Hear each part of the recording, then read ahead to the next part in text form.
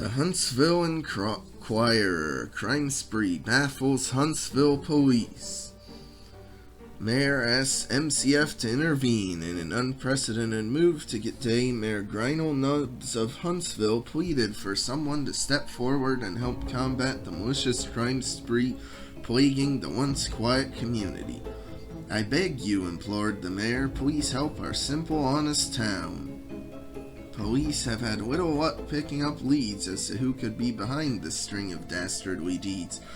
Police Chief Jedwab and his inept staff want to wash their hands of the whole affair. The mayor feels only MCF has the skills necessary to solve the crimes. I don't know what it's supposed to say down there at the bottom. Puzzled authorities seek outside assistance to contain crime wave. Only a skilled detective is able to correctly manipulate the crime computer and get to the bottom of this situation, spoke Mayor Nubs as he addressed the Huntsville City Council today. The impromptu council meeting was ordered shortly after police authorities were flooded with emergency phone calls from frightened citizens throughout Huntsville. Questions remain whether these crimes are unrelated or part of a wider conspiracy meant to spread evil and misfortune throughout town. MCF's surprise choice to head the team to combat this crime epidemic is an unseasoned intern with absolutely no experience. They insist, however, that this newcomer has uncommon potential and with time will unravel the whereabouts of the perpetrators or something. I don't know. It's just a really kind of weird choice that they have this like newspaper but don't let you read quite all what it says. But anyway, with that all being said, hello and welcome to Let's Replay Mystery Case Files Huntsville. I'm MCFPapa and this is part 1, and if you're watching this on the day it's uploaded, then it officially marks 10 years since I first uploaded my non-commentary video on the first level of Huntsville, starting this whole channel. So this is a very sentimental series for me, and I hope you'll enjoy me going back through it. I already kind of went back to Huntsville when I did detective training, but this is of the full game, not some watered down version that cut a lot of locations and half the levels out.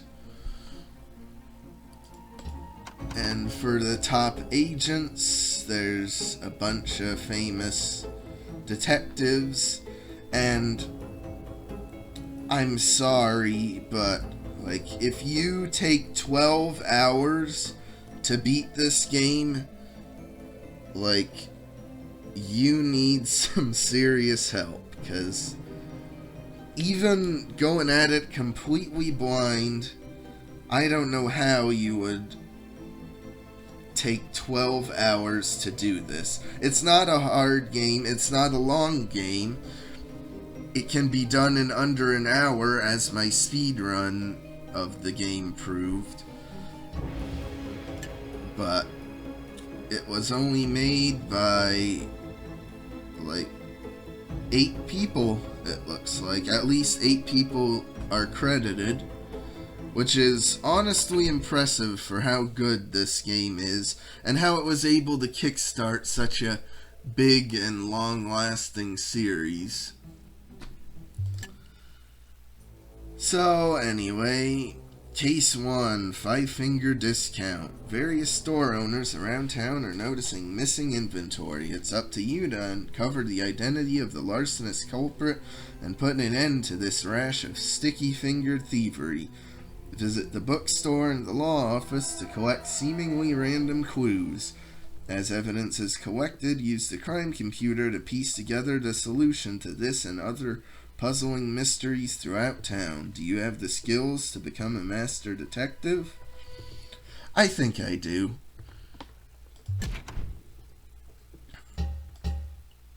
And, like, I just love Huntsville for how cohesive the whole experience feels. Like, it does feel like a real sort of small town you go in as you're driving by.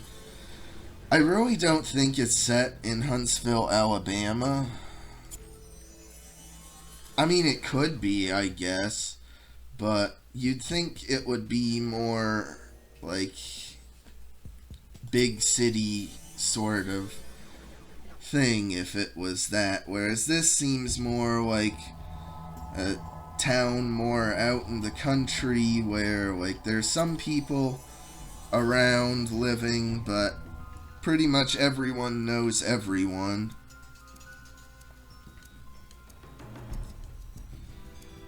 And, like, there's one law office in the whole town, it seems like.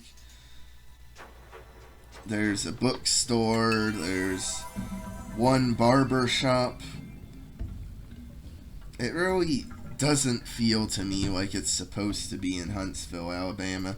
It seems to me more like they just called it Huntsville because it's a ha-ha pun because it's a hidden object game. That's my 2 cents anyway. And this is gonna actually be kind of difficult since you need to get all but one item in this game. Like, that's something that the later, even the classic era games were more lenient with, and plus you only get 3 hints in this one. I guess they figured that would be enough for how simple and short this game was. I don't know. But it's a good contrast between, like, the small town sort of atmosphere of this game and the big city atmosphere of Prime Suspects.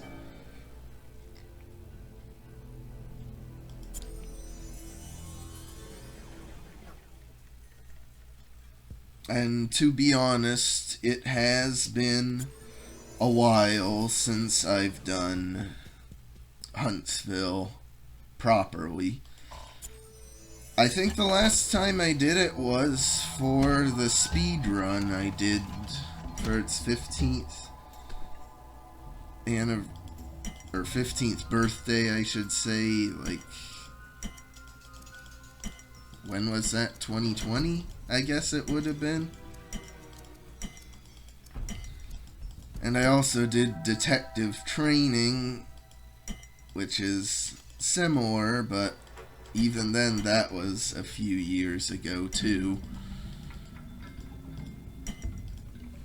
But something I really like about Huntsville is just how different it is from the rest of the series, because, like, it started off so simple. Like,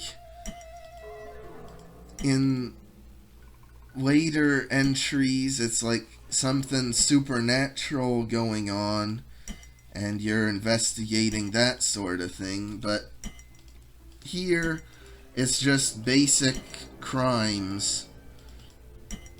And the Mystery Case Files Agency apparently just investigates small crimes like shoplifting. Busted. Excellent work, Agent MCFPapa. You discovered the identity of the mysterious shoplifter. The guilty party appears to be Hollywood starlet Darla Rudder, who is in town filming her latest infomercial for canned meat. You have achieved the new ranking of Snoop. Click below to unlock your next assignment. Yeah, that's something else I love, is the fact that, they actually design new, like, badges for each rank, and they're all different in appearance. Really nice. Case 2, Funny Money. A counterfeiting scheme has been discovered in the vicinity of Huntsville, and some corrupt individual is spending the bogus bills all over town. The center of operations appears to be the barber shop, but be sure to check Ty's clock shop and law office. With the help of the crime computer, get to the bottom of this audacious enterprise. And I just love Hunt and Peck attorneys at law. I don't know why. Because I guess maybe it's more nostalgia than anything else why this is like my favorite. Well, one of my favorites, because my favorite's the Cemetery, but I really love this one too. Maybe because it's just, even though it's done, you visit this over and over again, it doesn't ever really feel old to me. Like Abe's Red Hots in Prime Suspects, that one is really common, and that one really makes me go ugh when I have to visit it, but not Hunt and Peck. And now we go to Rudy's barber shop, and like, it's interesting, like just the look of this game is so different, because like so many of these things look like they were hand drawn or something. They don't look like they were images just copied and pasted into the scene. I mean, they might have been, but like this bottle, for example, the typewriter, it's just really more of a unique style compared to the later entries. Yes, game, I know about getting a hint. I was taking too long, so the game's like, hey, idiot, you might want to get a hint, but I refuse to get a hint. I've played this game so often, I do not need a hint, even though if it's been several years. Ooh, wow, look at that. That's a rare occasion when there's just so much on the list that it overflows and gets cut off. How about that? Now let's see what we actually had to find. A hummingbird.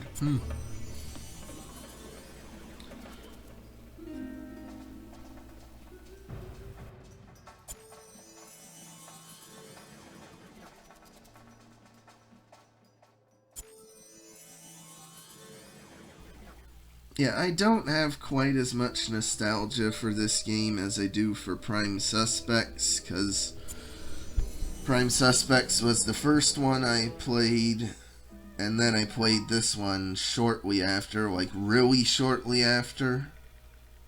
But it still was later on, because I played the demo of Prime Suspects off of the Hidden Expedition Titanic disc, and then I played the demo for Huntsville, and Prime Suspects just spoke to me a lot more, so I begged my mom to get me Prime Suspects on disc, which I still have, by the way. And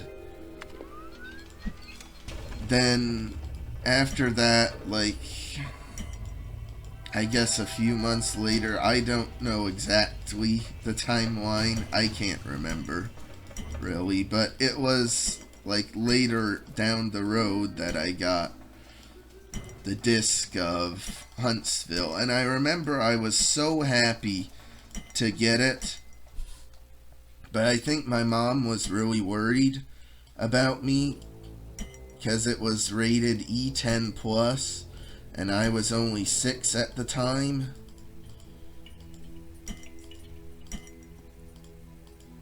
But she let me get it anyway, And I played it, and played it, and played it.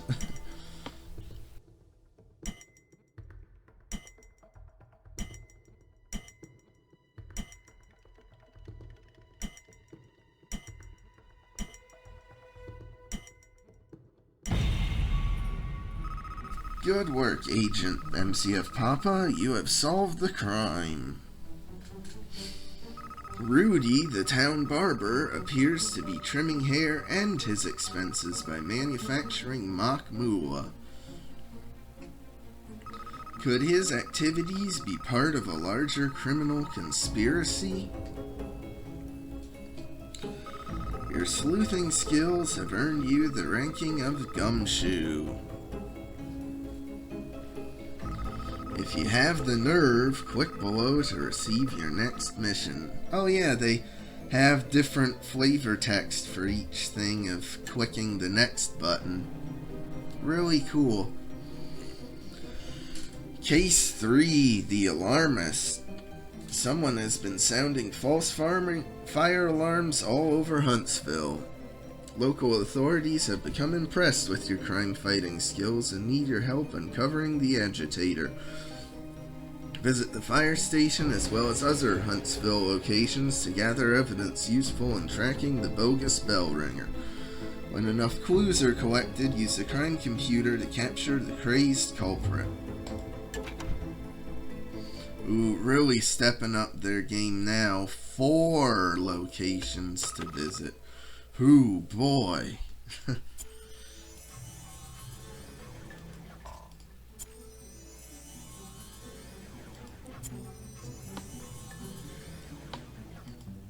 Like, as I was saying before, like, I played Prime Suspects to death, but I didn't quite play Huntsville as much. Like, I'd say for every 10 times I played Prime Suspects, I would only play, like, Huntsville 9 times.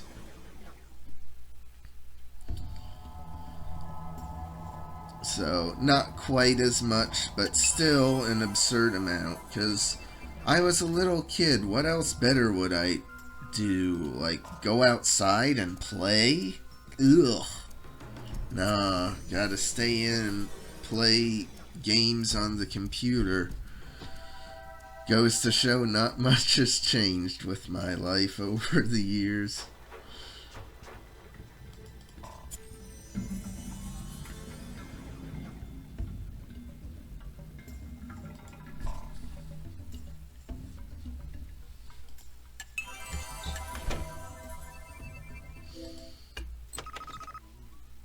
Oh, this is a good example. Like, I love Hunt and Peck, even though it's super common, but I don't like Ivan's Cafe because it's so common. I mean, it's decent enough, but just not quite what I like to see over and over again. I guess it's the wallpaper, this like grayish color they have. I don't know, it's just really weird.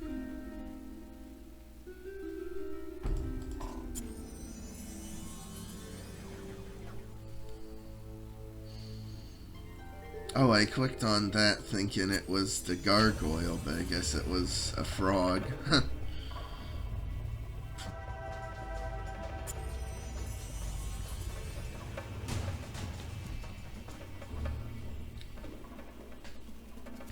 And someone has a laptop here with open to the game Scavenger Hunt.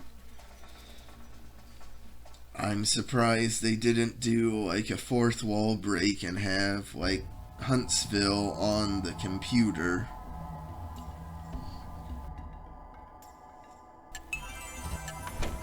That's what I would have done if I was developing a PC hidden object game in 2005.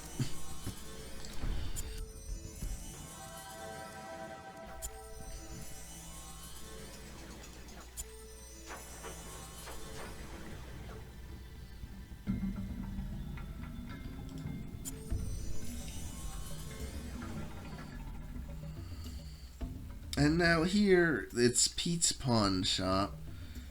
A classic scene, but like, this does not look really like any pawn shop I've ever seen. I guess maybe there's supposed to be room back here behind the shelves for like an attendant or something. Maybe. It just seems way too small in scope. And there's a like refrigerator right here. What pawn shop have you ever been in that has a refrigerator?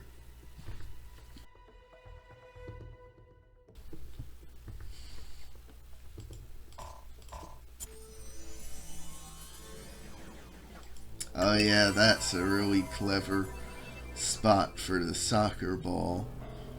Just putting it right there.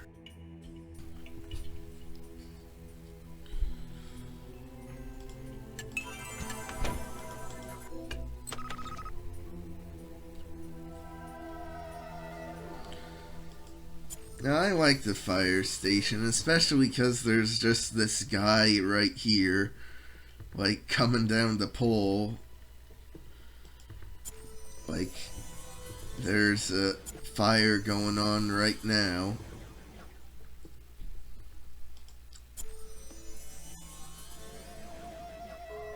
And I'll get the 3 clocks. Why not?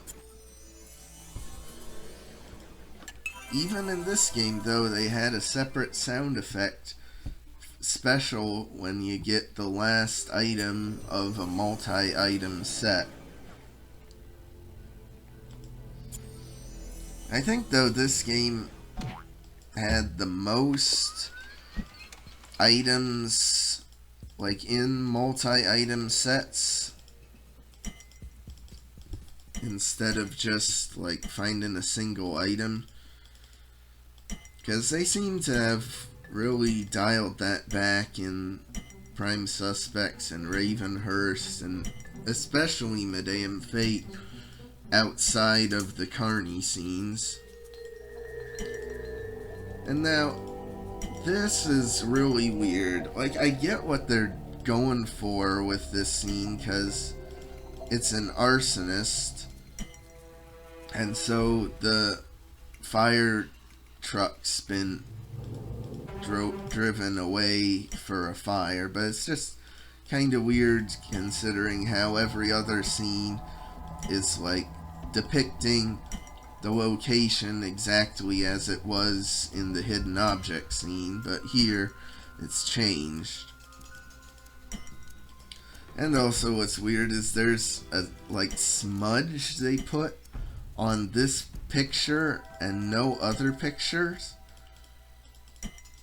and yet it even shows up here, and I don't get what they were doing with that. Just weird.